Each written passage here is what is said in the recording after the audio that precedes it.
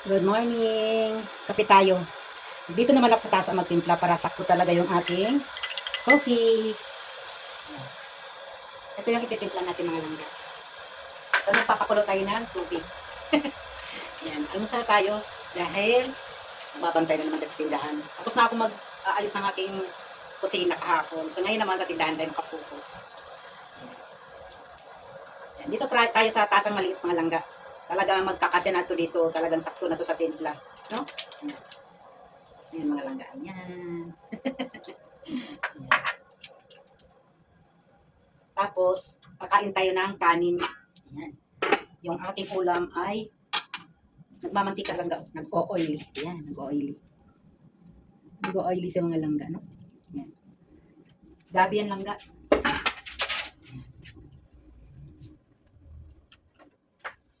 So, yun, pagkatapos kumulo, at tanggalin naman natin sa sakit yung ating flag para ay safety. Ayan. So, ilagay na natin sa ating kape yung tubig. Siguro sakto na to.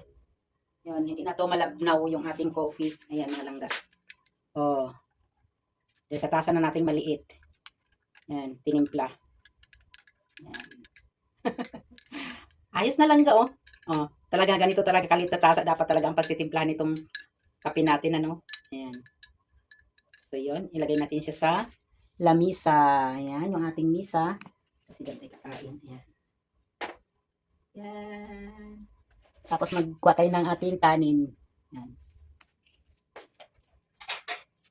Siyempre, may rice pa tayo dito.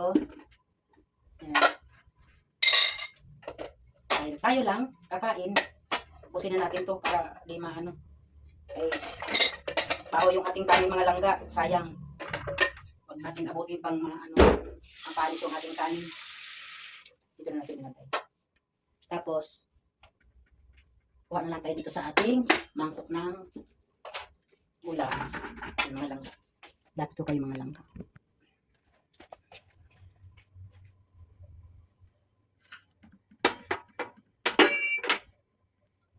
Takip yung ating kawali. Ayan, lagay natin sa santay. Para nakikita nyo yung aking ulam. Ayan. Okay na yan. Marami na yan.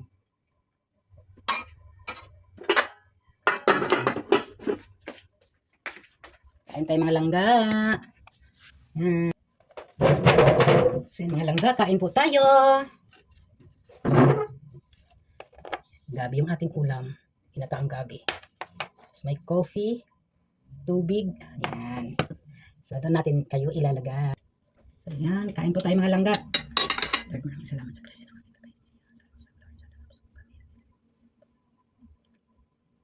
Yan mga langga, kain tayo. Sarap ng ating ulam langga, gabi. Gabi.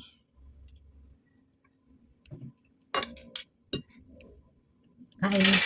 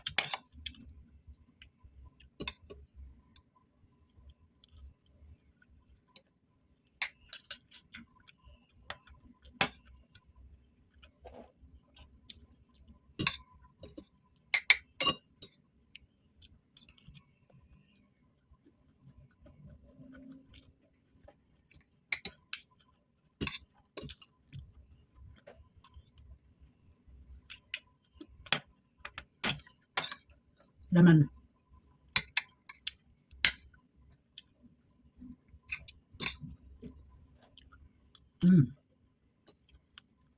Yan yung sinawag natin sa gabi natin ng daing na labahita.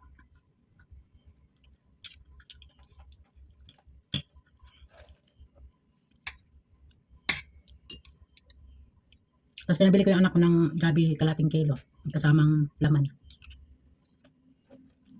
Tapos pinakain ko siya ng ano, pinabili ko siya ng nyug, isa lang. Maliit lang. Ang tag 30 ngayon na maliit. Yun ang pinakaano ngayon, 30. Pinamurang, ano na yan, nyug. Ganda siguro na pili niyang nyug kasi ano, magata. Sarap.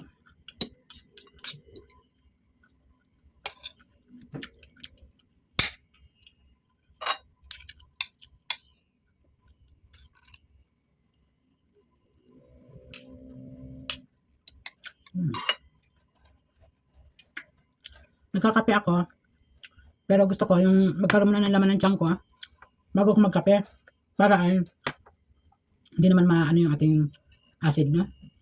Kailangan natin yan, kailangan may laman yung tiyan.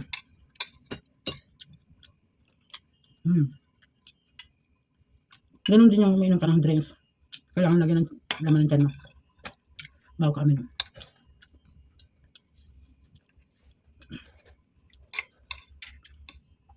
Sarap. Ang dami ko kinain kasi para hindi naman masayang yung kanin, no? Kasi baho na itong kinain ko yan. So, mamaya kakain tayo ulit. Siguro mga hapon na. Kasi madalas na ako kumakain ngayon na twice a day ako kumakain. Kasi medyo nagbawas na ako ngayon ng ating timbang, no? Kasi ano na naman, balik na naman ang pagtaba ko. Yan. So, kain tayo.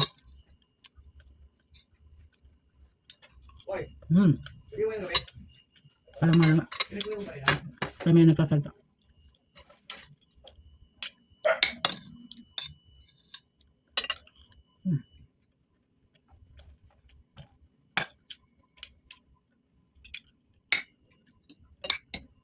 Yun lasa niya mga langga. Hindi siya nakakaumay kasi hindi siya maalat at hindi siya matabang. Tamang-tama lang talaga yung timpla ko.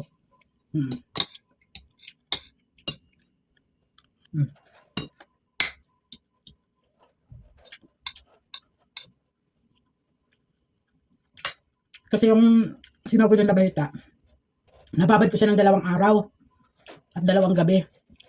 So, pagprito ko sa kanya, kumbaga, hindi na siya maalat. Sobrang, ano na, sobrang babad na.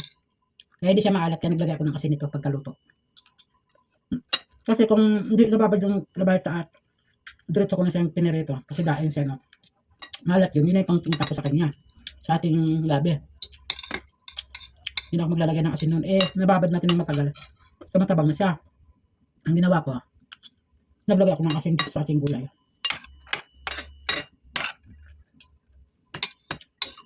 Sabi, sarap talaga. Sabi. Busin natin. Dalang kanin.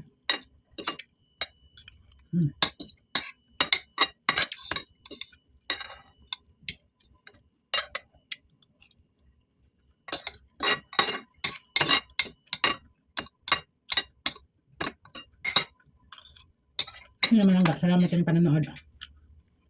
Paki-like and comment and share na rin sa aking video malangga kung nagugustuhan nyo at pa-subscribe na rin.